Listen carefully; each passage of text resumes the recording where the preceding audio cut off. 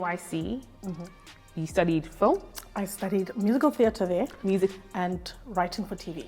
Okay, so you studied musical theatre and writing for TV in New York. You studied in London as well. You studied in Cape Town. This is all within the media space. Yeah. Everything I've done, except for the 6 months that I spent at Wits before I dropped out, was for this career. I did a BCom because my parents insisted, and I was like, and then I just dropped out after my June exams. So you knew really early on that this is where you wanted to be? Yeah, I knew, like, I think I was one of those people who was born knowing. I honestly don't remember a time where I did not want to be a singer or an actress. I used to say singer a lot. Now that dream is like bizarre because I don't think anyone needs to hear an album of my voice. But always used to say singer, actress. And to the point where even when I was applying for varsity and being told, no, you have to do a BCom, my teachers were like, are your parents crazy? Like, you are the actress of the school. And I was in every play. And so it took, when I started actually finally doing that and, even wrote a book, my English teacher was like, girl, didn't I tell you in grade 11 that you're going to write a book? I knew, my teachers knew, my parents even knew on some level, but obviously when you have black parents, it's a bit tough for them to imagine having a career that isn't stable. So I think for them, it wasn't like, we don't want to support your dreams. Now they're my biggest cheerleaders ever, but it's because they can see that this kind of career is feasible and it's something that you can make money from and it's something you can support yourself from. I just don't think my parents thought, we want to have our child here until she's 40, So once it got possible, and they're both doctors, so, and my sister's in, property, and my cousin's in finance. So everybody is doing something else, and I'm the only artist in my family. And I think it took them a while to see that. And once they did, though, it was like, okay, let's go. Did you feel like it was heartbreaking or just a hurdle that you just had to just be calm, you know what you want to do, but let's just do this for the parents? Yeah, I didn't think I had a choice, so I did the BCom, but it was very, very devastating for me. Like, I felt like I was in a jail. I knew from the first day of school that, like, I wasn't going to last. I was just like, cool. All right. I'm not sure when, but I need to drop out soon because this is killing me. And I think in my, towards the time I was dropping out, I don't know if it was clinical depression because I wasn't diagnosed, but, that's the closest I've ever felt to being depressed. Yeah. And I was like, okay, I can't do this. And it's not just because I physically cannot calculate the numbers. It's because I cannot do this. Yeah. And was that the 6 months in Wits? Yeah, it was the 6 months in Wits, but it was also UCT because even at UCT, I had to do, they still weren't convinced about drama. I wasn't on the hitting campus that I wanted to be. I was still doing media studies and English, which I could do, but I just wasn't happy. I was like, I don't want to be a journalist. Yeah. I don't want to write. I want to act. Please, let me go act. So I was still pretty bummed at UCT. And then finally in my second or third year, my mom was like, okay, write it down. What do you want? And you've been talking about this for so long. I believe you now. I believe you. You can do this. But we're not going to study here in South Africa. You're going to go to a place where it's the best. So you want to go to the US? Do you want to go to the UK? I was like, UK. And then we flew and she's like, go audition. If you don't make it, then let this thing go and finish your degree. And then I got in. So you finished studying, you finally got the chance to study what you love to do. Let's talk about that phase in between. After finishing studying and now you think, I'm going to enter the media industry. I did. And then, because that's what everybody thinks, right? I was like, well, they're waiting for me, basically. So that point in the middle before you finally get the coconutkelz personality that, blows up. Let's talk about that in between. Straight out of varsity, what happened? So I came home and I was like, I'm going to be a star. And I went for an audition. My mom knew a producer who was quite big in the industry. And she was like, go speak to him and ask him how to navigate this thing. And I did. And then he was kind of like, you know what? It's really, really tough for a plus size lady to navigate this industry in the front of the scenes. You're going to be competing with the bonangs and the minis and you're just never going to make it. So I think you should do a short course in something that will take you behind the scenes and rather go there. And it was one meeting, but that's all it took for me. I was just like, okay.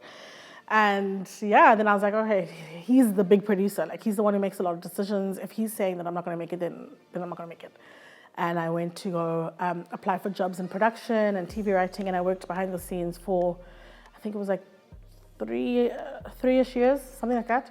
But whilst that happened, I started doing coconutkelz on the side to free my mind from the depression or the whatever was happening whilst working and watching other people live my dream right in front of me. Because you had the hurdle, first of all, to study something else, right? And then you get in front of this producer who's like, it's not going to work, let it go.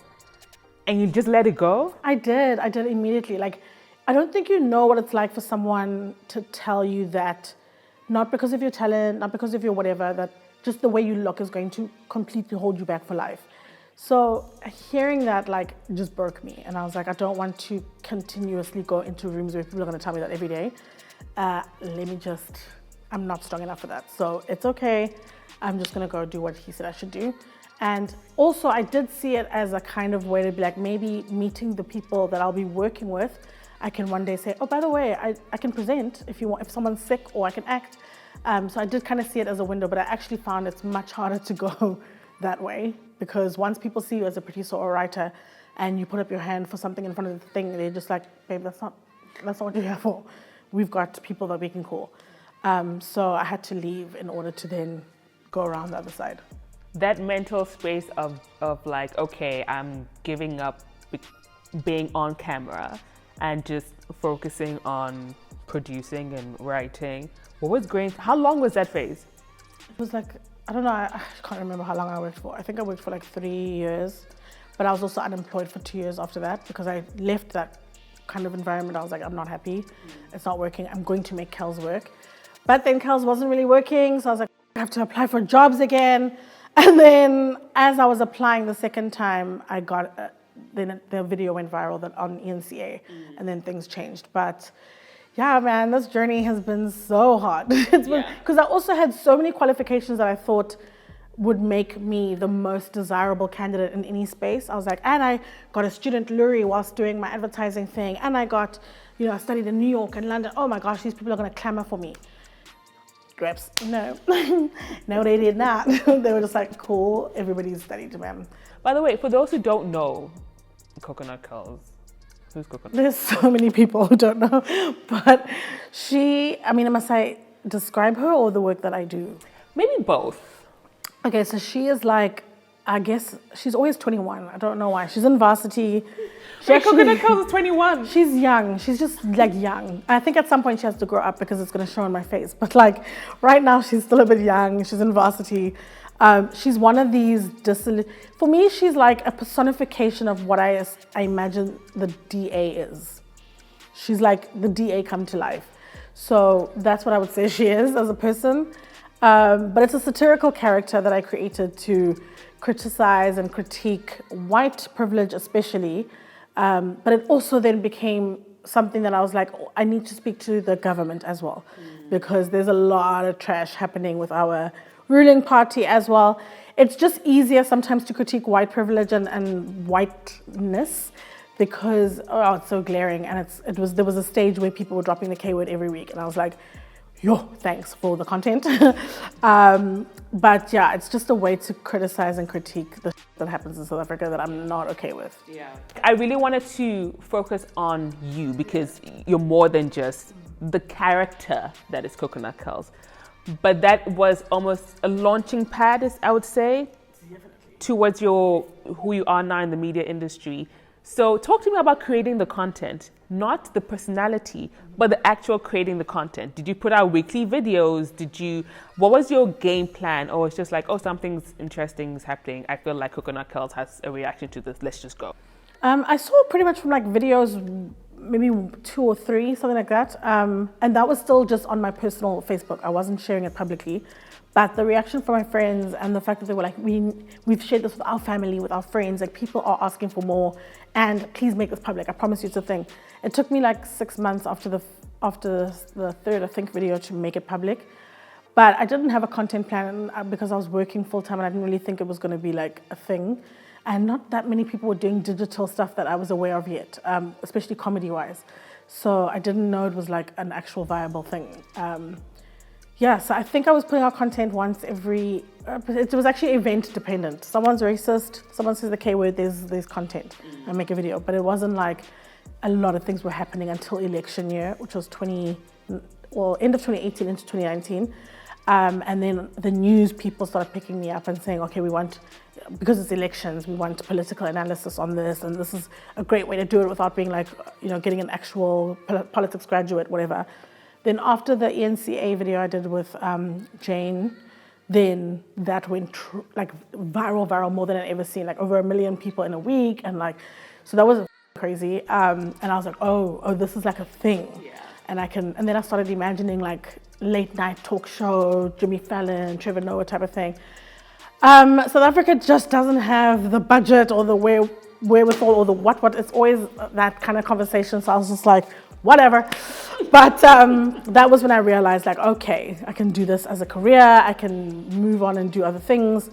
That was very exciting for me. Yeah. And then I started working for 702, which was like I was doing a weekly roundup of the news as coconutkelz, and I had to drop a lead-up video every week.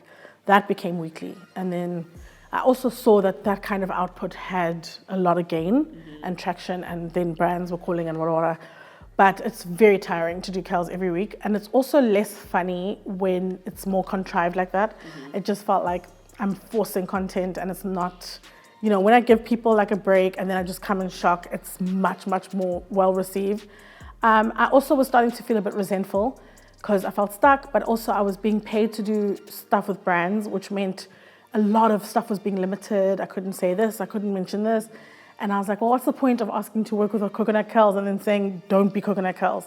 So I actually decided end of last year that for maybe a year, if I can afford it, to not take brand work and just see the love and passion come back with Kelz. And I haven't actually for a few months now. So, and it's been great, actually.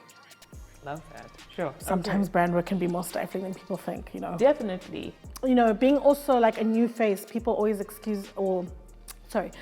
being a new face, people always say, overnight sensation or whatever it is. And I really hate that term because I went to varsity sort of 10 years ago to study theatre, to study drama.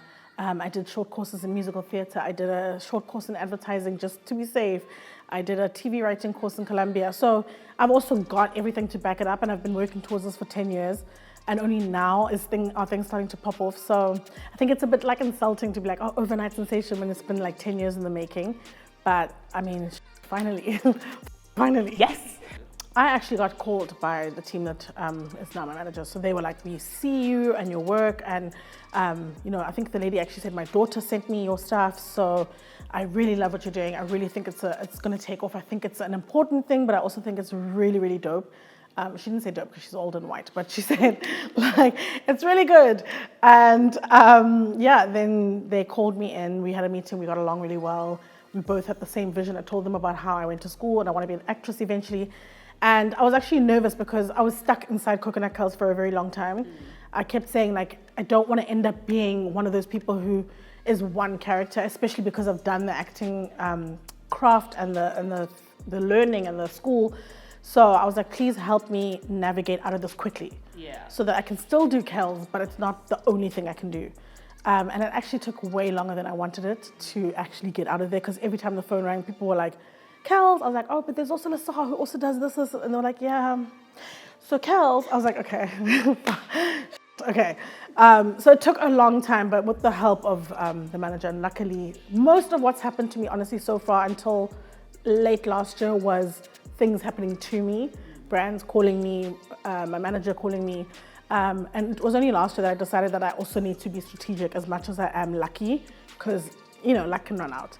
And that's when I decided, okay, we're going to be an actress. And I went for these things specifically, trending, essay. Every time they interviewed me on the air, I was like, to the producers, if you're watching this, hire me. And a week after one of my interviews where I said that, they called and they were like, actually, are you free? So I was like, ooh, manifestation. So there's a whole lot of manifesting, there's a whole lot of calling, there's a whole lot of emails, cold calls, and not waiting so much anymore, which I used to do. I love that. So cold calls, talk to me about that. You actually being proactive. Yeah. What does that entail? Break it down. Give me an example of some of the things that you've done to be proactive about maybe not just being coconutkelz, but being a presenter, being an actress. Last year, I really, really was focused on getting onto radio. I mean, it's just that I have no experience and I don't know how to get that started. But I sent an email to like every radio station you can think of. And I was like, guys, this is what I can do. This is what I have done. Look at the work that I've done on YouTube. Because I used to have a show called Unfiltered where we spoke about like the issues of the day. And actually, some of the responses from people on radio were like the same that I got with Kelz earlier on. Like, yo, it's a bit hectic. It's a bit political. It's a bit, intense. Like, we need just someone to play music, bro, and just like chill kind of thing. So I don't know. I mean, I think the nice thing about what I'm doing now is that people get to see the other side, and that I can be totally chill. Like, I'm one of the most relaxed people, but also if you come incorrect, we're gonna have a debate. So yeah, whatever. That didn't really pan out, but that was the first time I actually sat down and I was like, I'm going to email and ask and present myself. And even with the trending thing, like I said, I didn't quite do emails that way, but I said it every single time I was in the production area with them, and I was like, listen guys, if you want a fourth chair, let me know, please. I'm really keen on this thing. So yeah, I mean, I don't have much time to do anything else right now, and I would not take on any other job right now until we take our production break at the end of May. But I don't know, radio is still a thing on my horizons. I'm not letting that dream go. I'm still chasing it, so we'll see. We have so many interests in our minds anyway, and most creatives are good at so many different things. So why not make money from them? And I think that it's very important not to stick in one thing.